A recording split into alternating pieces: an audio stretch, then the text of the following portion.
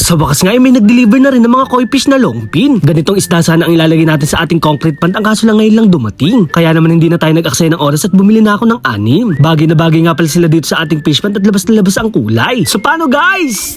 Tara!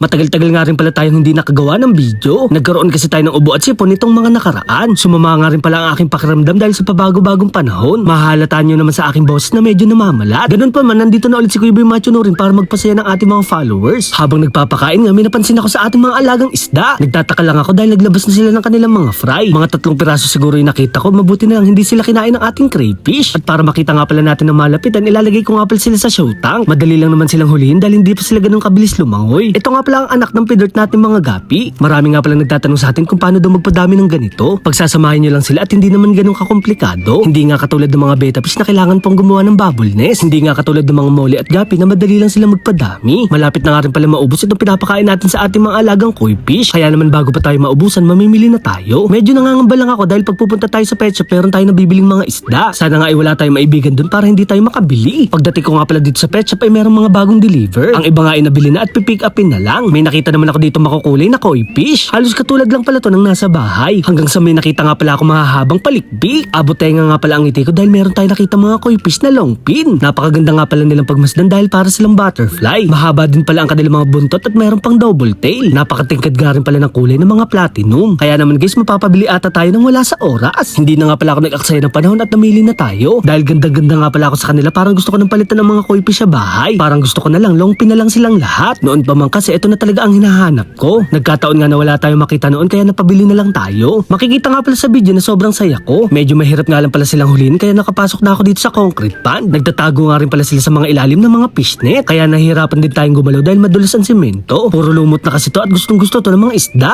Medyo na-challenge nga din ako dahil napakahirap na lang hulihin. Karamihan nga itumatalon sila para hindi sila mabingwit. Medyo naaawa na nga ako dahil baka sila ay masaktan. Baka masira ang kanilang mga palikpik at magagandang mga buntot. Mga 6 na piraso lang siguro ang bibilihin ko. Baka maging overcrowded na kasi ang ating concrete pond. Gin green naman ang tawag sa isang to. Kulay puti nga pala siya na parang silver. Maganda nga daw pala to kapag lumaki dahil parang kumikinang. At dito ko na nga pala tatapusin ang ating huli serye. Nakapamili na kasi ako nang iuwi natin sa bahay. O diba guys, napakaganda! At dahil nga sa mga isdang to, nakalimutan ko na bumili ng pele. Meron pa namang konting tira kaya bukas na lang tayo bibili. Excited na kasi ako kaya hindi na tayo dumaan sa bilihan ng mga patuka. Huwag nga pala natin kakalimutan mag-acclimate. Mga 30 to 45 minutes ay pwede na silang isalin. Nagluto nga muna ako ng paborito kong isda dahil malapit na magtanghalian. Hindi na nga pala tayo nagkakarne dahil tayo ay vegetarian.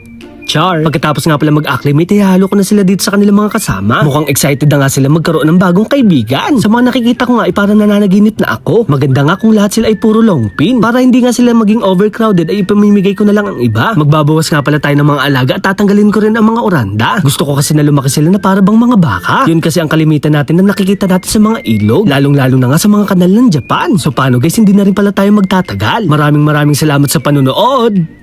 Paalam! Yeah!